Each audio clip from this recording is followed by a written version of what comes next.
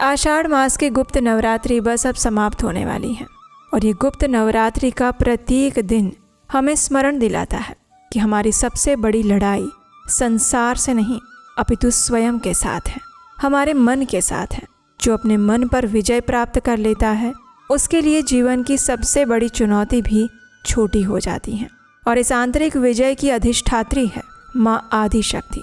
और इसीलिए गुप्त नवरात्रि के इन 9 दिनों में किया गया जप, ध्यान, साधना और देवी का स्मरण सिर्फ धार्मिक अनुष्ठान नहीं अपितु आत्मा को भी प्रकाशित करने की प्रक्रिया बन जाता है। तो चलिए आज गुप्त नवरात्रि के 8वें दिन हम श्रवण करते हैं इसी से जुड़ी हुई एक सुंदर पौराणिक कथा का। आइए आज के गुप्त नवरात्रि व्रत कथा आरंभ करते हैं। गुप्त नवरात्रि के अवसर पर आज 8वें दिन आप सबका स्वागत है। गुप्त नवरात्रि के 8वें दिन पर 10 महाविद्याओं में से एक 8वीं महाविद्या माँ बगलामुखी की पूजा आराधना की जाती है। एक समय ऐसा आया था जब भयंकर तूफान को देवी दुर्गा ने शांत किया था और वो कोई सामान्य तूफान नहीं था। आज हम बात करेंगे 8वीं महाविद्या माँ बगलामुखी के विषय में, जो स्तंभन की देवी है। और तंत्र शास्त्र में बताई गई कथा के अनुसार वो तूफान कैसा था और किस प्रकार देवी का प्राकट्य हुआ, उस विषय में भी आज बात करेंगे। तो चलिए आज की गुप्त नवरात्रि की व्रत कथा का आरंभ करते हैं और सुनते हैं माँ बगलामुखी की पौराणिक कथा। एक समय जब पृथ्वी पर भयंकर तूफान उठा तो समस्त सचराचर जगत त्राही त्राही पुकारने लगा। ऐसा लग रहा था मानो संपूर्ण जगत का नाश हो जाएगा। स्वयं वायुदेव भी उसे नियंत्रित करने में असमर्थ हो रहे थे। और तब सभी देवतागण सौराष्ट्र क्षेत्र में एकत्रित होते हैं और सभी ने मिलकर देवी दुर्गा की आराधना की, उनसे प्रार्थना की। स्वयं भगवान विष्णु चिंतित हो गए कि आखिर ये प्रबल चक्रवात संपूर्ण ब्रह्मांड को नष्ट कर सकता है। ये सोचकर उन्होंने स्वयं भी 1000 वर्षों तक तपस्या की। भगवान विष्णु की कठिन तपस्या से प्रसन्न होकर माँ महात्रिपुरा ने उस भयानक चक्रवात को शांत कर दिया। तत्पश्चात माँ की दृष्टि निकटस्थ हरिद्रा सरोवर नामक एक झील पर पड़ी और वहाँ पर वे जल क्रीड़ा करने लगी। तत्पश्चात सौराष्ट्र के निकट एक स्थान पर कृष्ण पक्ष चतुर्दशी की मध्यरात्रि में, जिसे वीर रात्रि कहा जाता है, उस पीली झील से एक तेजस्वी देवी प्रकट होती है और शास्त्रों के अनुसार वो मंगलवार का दिन था। बगलामुखी का अर्थ होता है बगला और मुखी। बगला संस्कृत मूल वल्गा का अपभ्रंश है, जिसका अर्थ है लगाम, यानी घोड़े को नियंत्रित करने का साधन। अतः बगलामुखी का अर्थ है वो देवी जिनके पास शत्रुओं को नियंत्रित और स्तंभित कर देने की शक्ति है और इसीलिए उन्हें स्तंभन की देवी भी कहा जाता है। शास्त्रों के अनुसार सर्वप्रथम भगवान ब्रह्मा जी ने बगला महाविद्या का अभ्यास किया था। फिर उन्होंने वो विद्या सनक आदि ऋषियों को दी, जिन्होंने इसे देवर्षि नारद को प्रदान किया और फिर परमहंस सांख्यायन को प्राप्त हुई। देवी बगलामुखी का वर्ण सुवर्ण जैसा है। वे अमृत से भरे पीले कमलों के सागर में स्थित स्वर्ण सिंहासन पर विराजमान है। उनके मस्तक पर अर्धचंद्र सुशोभित है। वे पीताम्बर धारण करती हैं और इसीलिए उन्हें पीताम्बरा भी कहते हैं। वे अपने दाहिने हाथ में गदा धारण करती हैं, जिसके द्वारा वे असुरों का नाश करती हैं और अपने बाएं हाथ से वे असुर की जीवा को बाहर खींचती हैं। ये स्तंभन यानी शत्रुओं को स्तब्ध, स्थगित और मौन करने की शक्ति का प्रतीक है। ऐसा कहा जाता है कि माँ बगलामुखी की साधना करने से स्तंभन शक्ति प्राप्त होती है, यानी शत्रुओं को स्तंभित करने की शक्ति।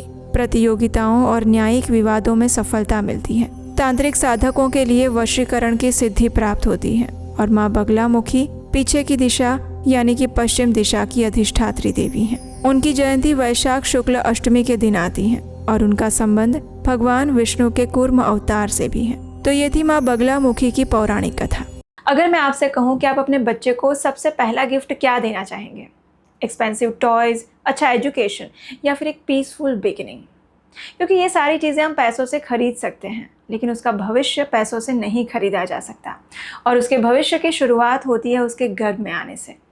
यस, बेबी की जर्नी उसके बर्थ से नहीं, उसके गर्भ में आने से पहले शुरू होती है और उसी को कहते हैं गर्भ विज्ञान, जो कि हमारे वैदिक कल्चर का एक अनमोल मोती है। तो इसलिए अगर आप गर्भवती महिला हैं या फिर आने वाले समय में प्रेगनेंसी प्लान करने वाले हैं, तो आपके लिए मैं एक स्पेशल वेबिनार लेकर आ रही हूँ, गर्भ विज्ञान वेबिनार, जिसमें मैं आपके साथ शेयर करूँगी गर्भ विज्ञान के वो रहस्य जो आपको जानने ज़रूरी हैं। नीचे डिस्क्रिप्शन बॉक्स में उसका लिंक दिया गया है, अभी जाकर रजिस्टर करें and I will see you there in live workshop. लेकिन हाँ, आइएगा तभी जब आप इसके लिए सीरियस हो। सी यू देयर। आइए अब हम 8वें दिन माँ महागौरी की कथा का श्रवण करते हैं।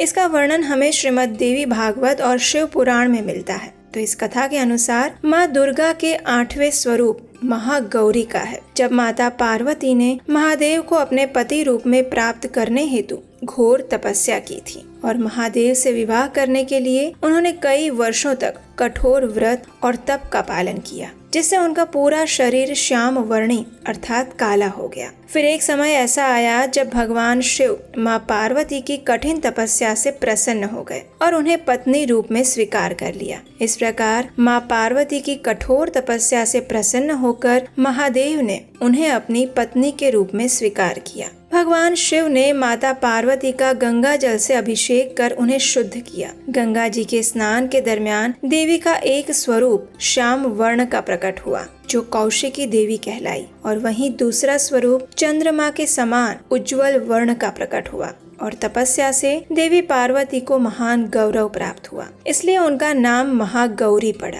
वर्षों तक किए गए कठिन तप और उसके बाद गंगा जल से किए गए स्नान से माता का रूप अत्यंत गौर वर्ण और कांतिमय हो गया। माँ की आभा एक शंख और चंद्र के समान श्वेत हो गई और इसीलिए उनके अति गौर वर्ण के कारण भी उन्हें देवी महागौरी के नाम से जाना जाता है। देवी महागौरी अमोघ फलदायिनी है और इनकी पूजा से भक्तों के सर्व पाप कर्म धुल जाते हैं और अंत में मोक्ष की प्राप्ति होती है। उनकी कृपा से अलौकिक सिद्धियां भी प्राप्त होती हैं। तो हमें आशा है कि हमारे द्वारा कही गई ये कथा आपको अच्छी लगी होगी और आज की नवरात्रि की अष्टमी तिथि के दिन की महागौरी कथा को हम यहीं समाप्त करते हैं और कल नवरात्रि के 9वें दिन यानी नवरात्रि के अंतिम दिवस की कथा के साथ हम फिर मिलेंगे, नव दुर्गा के 9वें स्वरूप की कथा के साथ।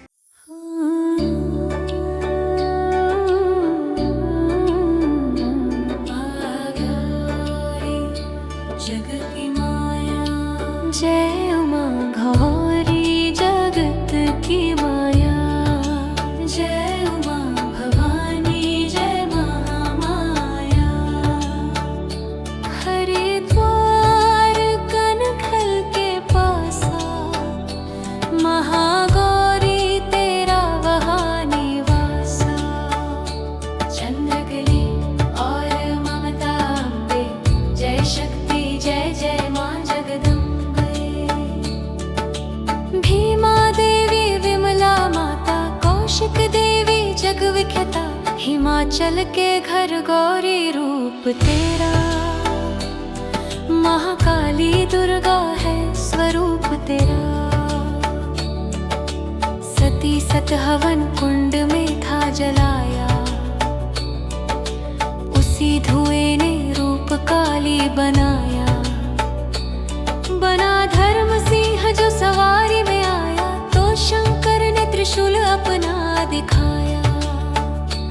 तभी माँ ने महागौरी नाम पाया, शरण आने वाले का संकट मिटाया।